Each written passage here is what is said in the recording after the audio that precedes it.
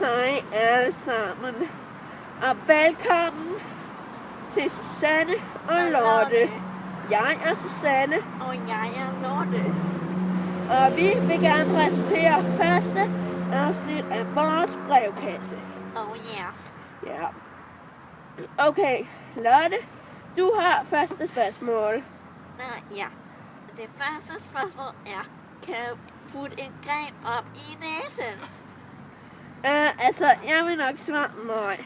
Men altså, hvis du har en Pinocchio-næse, så kan du jo nok godt, skal du se.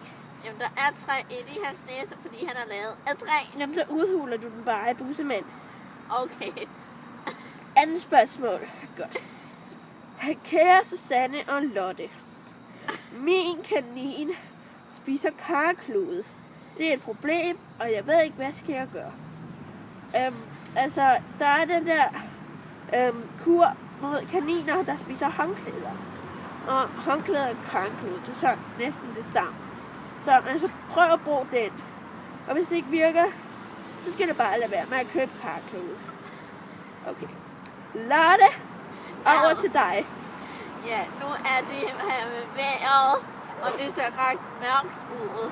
Det er solskin, det er varmt. Hvordan fanden kan det være solskin, når det er mørkt? Det ved jeg ikke, det er sådan er det i min fantasi. Jeg kan kigge op mod himlen lige nu. Okay, jeg prøver at kigge på verdenskuglen her.